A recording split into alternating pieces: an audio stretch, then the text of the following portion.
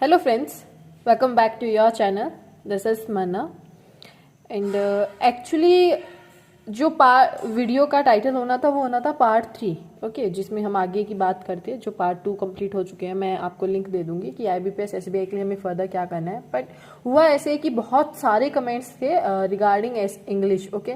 तो सबसे पहली बात तो मैं आपको एक बात कहना चाहूंगी, अगर आपने मुझसे पहले भी कहीं भी कैसे भी किसी सिलेक्टेड पर्सन की एस्पिरेंट की अगर देख रखी है आपने वीडियो की उसको कैसे कवर कर सकते हैं, तो एक बात प्लीज इस पर गौर करना।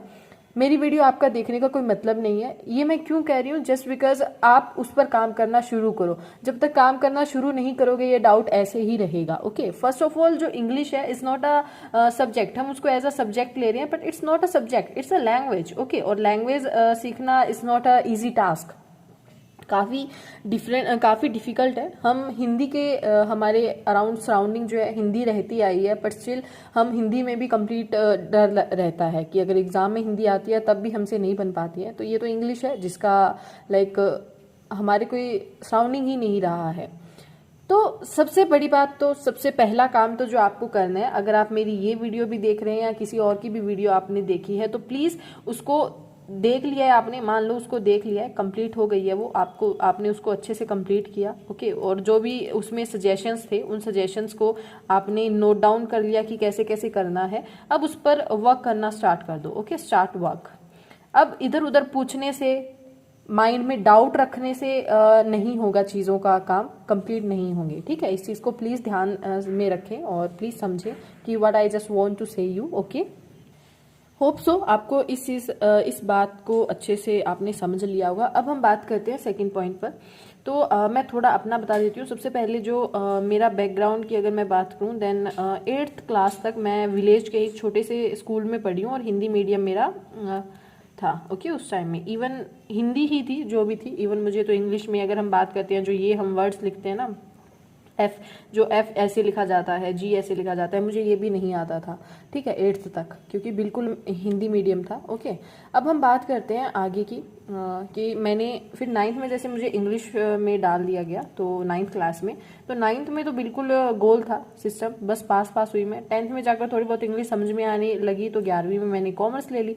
अब कॉमर्स में इंग्लिश का इतना रोल था नहीं, तो चीज़ें वहीं रह गई। तो बेसिक आप बोल सकते हो मेरा जो बेस था वो 0 के बराबर था।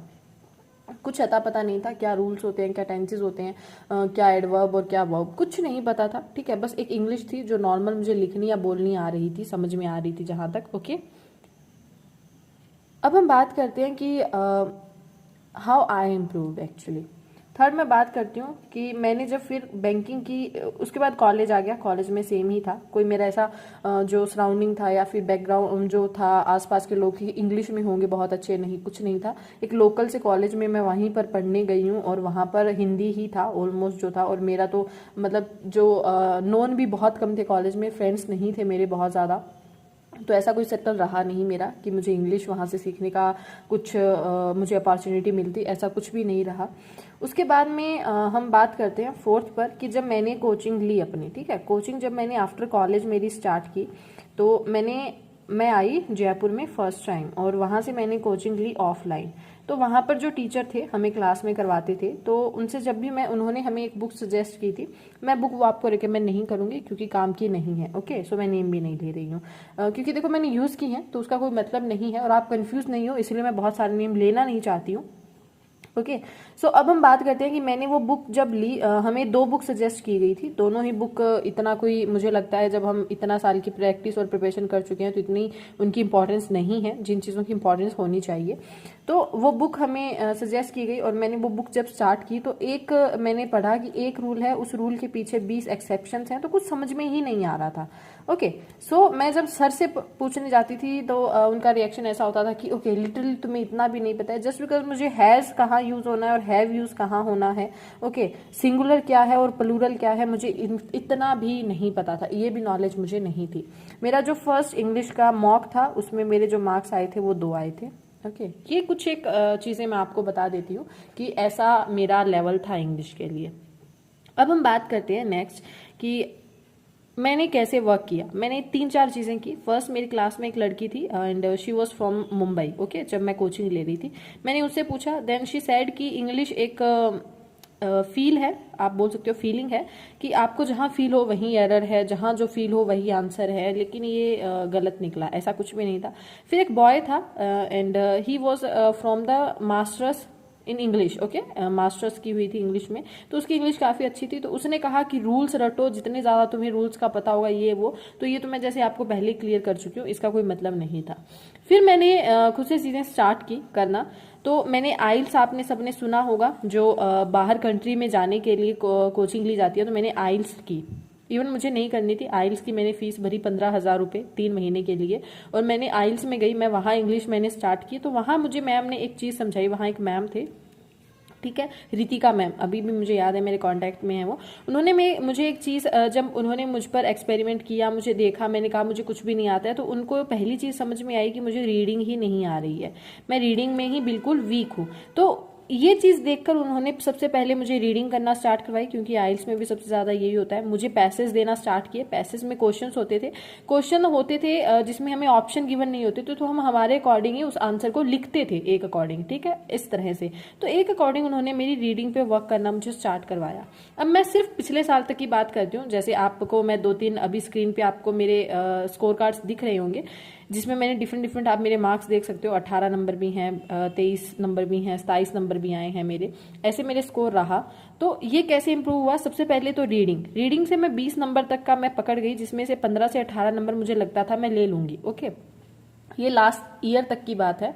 अब हम बात करते हैं नेक्स्ट ईयर तक। तो रीडिंग तो कंफर्म है। अब रीडिंग के लिए सो मेनी स्टूडेंट्स वर से कि न्यूज़पेपर, ओके, सो न्यूज़पेपर आप तब तक मत पढ़ो जब तक आप नॉर्मल जो रीडिंग है उसमें एक्सपर्ट नहीं हो जाते हो।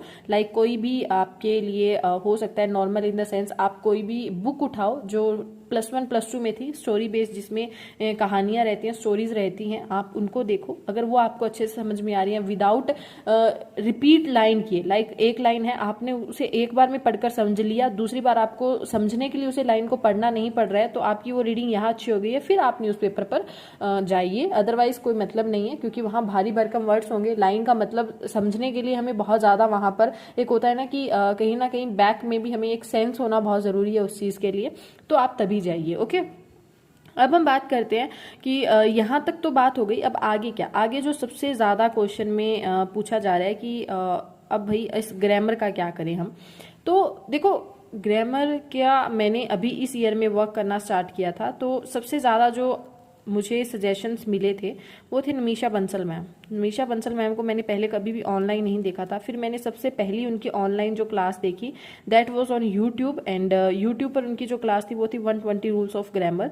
ये मैं आपको लिंक भी इसका दे दूंगी, बिल्कुल फ्री ऑफ द कॉस्ट है। और वो क्या था ना कि वो जो 120 रूल्स ऑफ ग्रामर, जो 120 उन्होंने पहले क्लासेस ले रखी थी, उनका कॉम्बिनेशन करके उन्होंने एक ही वीडियो में डाल रखा था। इस तरह का कुछ सिस्टम है वो, मुझे जहां तक वो वीडियो देखकर समझ में आया। फिर मुझे लगा कि मैम ने जो पढ़ा दिया इतना ठीक है, यहाँ तक तो मैं कर लूंगी, लेकिन मुझे खुद सेल्फ स्टडी करना बहुत जरूरी है। तो फिर मैंने 120 रूल्स ऑफ ग्रामर मैम की बुक मंगवाई, ओके। और उसके आगे अभी आप देख सकते हो स्क्रीन पर, मैंने जैसे हाईलाइट वगैरह भी कर रखे हैं। तो मेरे अराउंड 78 जो रूल्स हैं वो आज ही मैंने कवर किए हैं, ठीक है। 78 रूल्स मेरे हो गए हैं, और ये विद इन जो आगे के टारगेट हैं मेरे, तो मैंने टारगेट ले रखा है कि डेली 6 to 8 मैंने डेली करने ही करने हैं जो आपके ये रूल्स हैं। तो मेरे ये 4 अभी आगे के 3 से 4 दिन में मैं कंप्लीट कर लूंगी इस बुक को, फिर दोबारा करूंगी मैं, तो मुझे और ज़्यादा अच्छा लगेगा, लाइक को होगा, समझ में आएगा। अब मैं बात करती हूँ कि क्या इनफ है। देखो, इनफ तो नहीं है। यहाँ तक की अगर मैं बात करूँ क्या यहाँ तक इनफ है, नहीं, इनफ तो नहीं है, क्योंकि वोकैब है उसके बाद में आपकी।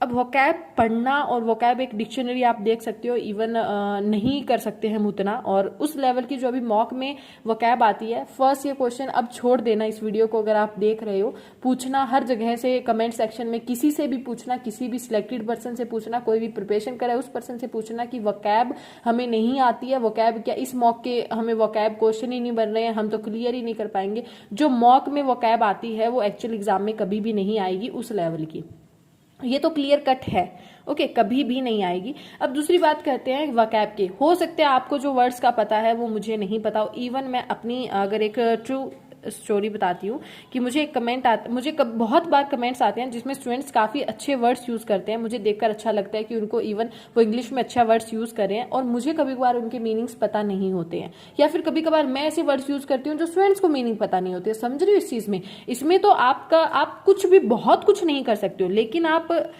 प्री में यहाँ तक जो मैंने इतना बताया ना, यहाँ तक आप अराउंड 20+ आराम से प्री में कर ले सकते हो। और अगर मैं बात करती हूँ 27 to 30 मार्क्स आप मेंस में एग्जैक्टली ले सकते हो यहाँ तक करके। तो ग्रामर क्या बहुत कुछ करनी जरूरी है? नहीं। ये जो 120 रूल्स हैं, क्योंकि मैंने पहले इसको पढ़ा था, मैं आप तक सजेस्ट नहीं करती आई हूँ, अभी मैंने पढ़ा इसको, 78 रूल्स मैंने कवर किए 120 रूल्स वाली मैम की क्लास की, तब जाकर मैं आपको सजेस्ट कर रही हूँ ये, क्योंकि इसमें वही रूल्स हैं जो मुझे लगा जब मैं उनको पढ़ रही थी ना, तो कहीं ना कहीं फील हो रहा था ये एग्जाम में यही आता है, एग्जाम में यही आता है, एग्जाम में इसी रूल पर तो क्वेश्चन बनते हैं, एरर फाइंड आउट हो या फिर आपका जो भी हो, फिल इन द ब्लैंक्स हो। तो मुझे समझ में आया ये, इसीलिए मैं आपको सजेस्ट कर रही हूँ। आपने अगर ये नहीं किया ना, तो मुझे लगता है आप ग्रामर में मिस कर रहे हो, सबसे बेस्ट और इंपॉर्टेंट पार्ट मिस कर रहे हो। तो आप ये कर लेना। ओके, ये अराउंड 120 रूल्स है, अगर 10 दिन में भी आप ये बुक कंप्लीट करते हो तो 12 से 15 दिन में आपकी ये बुक कंप्लीट हो जाएगी, IBPS PO तक भी कंप्लीट हो जाएगी। हो सकता है जो एरर आप छोड़ के आ रहे हैं अपन ग्रामर का, आराम से 8 से 10 का नंबर का जो पार्ट छोड़ के आ रहे हैं उसमें 3 से 4 नंबर का आप कर आओ यही पढ़कर, तो ये फॉलो कर लेना। बाकी रीडिंग तो है ही है। अब रीडिंग के लिए मैं थोड़ा सा आपको 1-2 चीज़ें और क्लियर कर देती हूँ कि रीडिंग एग्जैक्टली करनी कैसे है, ठीक है? क्योंकि इसमें काफ़ी स्टूडेंट्स के अलग अलग होता है ना, कि अलग अलग चैनल से सुनकर या फिर अलग अलग हम ही जो बता रहे होते हैं उनसे होता है। तो मैं रीडिंग के लिए थोड़ा सा आपको कवर करती हूँ कि कैसे कैसे करना है। सबसे पहले आप, जैसे मैंने कहा, 9 to +2 तक जो भी बुक्स होती हैं इंग्लिश की, उन बुक्स को उठाओ, वहाँ से स्टोरीज पढ़ना स्टार्ट करो। ओके, थोड़ा सा आपका क्या है, इंग्लिश का आपका एनवायरनमेंट वैसा बनेगा, आपको इंग्लिश में इंटरेस्ट आना स्टार्ट होगा।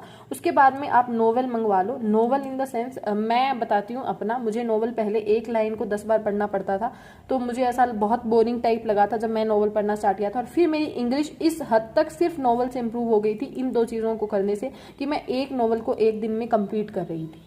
समझ रहे हो? इंटरेस्ट इतना ज़्यादा आ रहा था कि पढ़ना ही पढ़ना है। उस नोवेल को मैंने एक दिन में कंप्लीट किया। एक नोवेल है, मुझे एग्जैक्टली अभी उसका नेम याद नहीं आ रहा है, द इंडियन गर्ल है आई थिंक, यस हाँ, द इंडियन गर्ल नेम से है, इंडियन वीमेन या इंडियन गर्ल, आप देख लेना। तो वो नोवेल थी, वो मैंने एक दिन में कंप्लीट, एक दिन तो लगा ही नहीं था, दिन में, मतलब उसी दिन मैंने 3 से 4 घंटे में वो नोवेल कंप्लीट कर ली थी। तो उस दिन मुझे रियलाइज हुआ अब नोवेल पे वर्क हो चुका है, अब मुझे आगे एक स्टेप अहेड करने की ज़रूरत है। तो उसके बाद में मैंने जैसे जो आपके डेली एडिटोरियल्स वगैरह आते हैं, सिर्फ जो एग्जाम रिलेटेड आते हैं ना, सॉरी है ना, वो मैंने कि ये एडिटोरियल्स जो आने लगे, एडिटोरियल इन द सेंस जिसमें क्वेश्चन आंसर आपके गिवन हो। अब वो कोई भी आप टेलीग्राम चैनल जैसे इंग्लिश माध्यम है उसको ज्वाइन कर सकते हो, वहाँ पर ये आपके डेली फ्री ऑफ कॉस्ट आपको प्रोवाइड किया जाता है, वहाँ से उन एडिटोरियल्स को करना स्टार्ट करो, तो थोड़ा सा एग्जाम से आप कनेक्ट होना स्टार्ट हो जाओगे। ओके, यहाँ से शुरू हुआ। अब उसके बाद में हम बात करते हैं, एडिटोरियल आ गया, फिर एट द एंड आपका आता है न्यूज़पेपर। भाई अब तो हम न्यूज़पेपर समझने लायक हो गए हैं, इवन वहाँ पर जो जोक्स आते हैं ना, अगर पहले दिन वो भी पढ़ना स्टार्ट करोगे तो आपको जोक्स भी समझ में नहीं आएंगे। जो एडिटोरियल के पेज पे जो जोक होते हैं ना, उसमें आते हैं, द हिंदू में आते हैं आई थिंक, ठीक है, आप देखना उनमें, वो भी समझ में नहीं आएगा आपको। जो कोटेशंस दी होती हैं, एक इधर दी होती है, एक इस साइड दी होती है नीचे, वो भी समझ में नहीं आएगी अगर आपकी इंग्लिश यहाँ तक इस हद तक अच्छी नहीं है। आप एक बार पढ़ के देख लेना, अगर कोट और वो जोक आपको पहली बार पढ़ के समझ में आ जाए ना न्यूज़पेपर में, तब तो आप वो न्यूज़पेपर फॉलो करो, अदरवाइज आपको इन स्टेप्स पर पहले काम करने की ज़रूरत है। आप अभी न्यूज़पेपर पढ़ने लायक नहीं हो, ये सच है। देखो, न्यूज़पेपर है कि न्यूज़पेपर पढ़ो, ये वो पहली बात तो न्यूज़पेपर में जो एडिटोरियल्स आए हैं वो कभी भी एग्जाम में नहीं आएंगे। हाँ, हो सकता है अब स्टूडेंट्स का कुछ एक का मे भी कमेंट्स होंगे, न्यूज़पेपर आपको दोनों तरफ से हेल्प करेगा, ये बहुत ज़रूरी है एग्जाम क्रैक करने के लिए, जीए करने के लिए। अरे भाई, हम इंग्लिश की बात कर रहे हैं, मैं जीए जुए जो है वो बाद की बात है। मैं यहाँ पर आपको न्यूज़पेपर जीए सुधारने के लिए नहीं बता रही हूँ, ना ही आपकी जो आपको आपकी जो डेली लाइफ में भी क्या न्यूज़ चल रही है मैं उनसे कनेक्ट करनी, मैं इंग्लिश की बात कर रही हूँ। आप इंग्लिश के पॉइंट ऑफ व्यू से ही सोचिए, और उसी के थ्रू मैं न्यूज़पेपर नहीं पढ़ने की आपको कह रही हूँ डायरेक्ट, जो स्टूडेंट्स चाह रहे हैं। तो अगर आप इनमें कहीं भी किसी भी स्टेप पर हैं तो आगे इसी स्टेप को आगे फॉलो करते जाइए, आपको काफ़ी हेल्प होगी। ओके, सो ये रीडिंग करने के प्रोसेस है कि आपको कैसे कैसे करनी है। ग्रामर के लिए मैंने आपको बता ही दिया है, जो यूट्यूब पर मैम की क्लास है उसका लिंक मैं आपको दे रही हूँ नीचे डिस्क्रिप्शन में, और एक वो जो 120 रूल्स मैम की बुक होगी, आप पहले ये क्लास लगाइए जो लिंक मैं दे रही हूँ। ये क्लास लगाने के बाद अगर आपको फील हो कि ये बुक मुझे अब सेपरेटली इनको मुझे अपने हाथ से करना है तो आप कीजिए, इस बुक को मंगवाइए, otherwise decision is yours. Okay, so hope so आपको इंग्लिश को लेकर सारी चीजें क्लियर हुई होंगी, और प्लीज आपको इस पर वर्क करना बहुत जरूरी है। अब ये मत सोचना मैथ्स रीजनिंग करके भी हम कर लेंगे, क्योंकि IBPS और SBI में बिना इंग्लिश के जाना काफी मुश्किल है।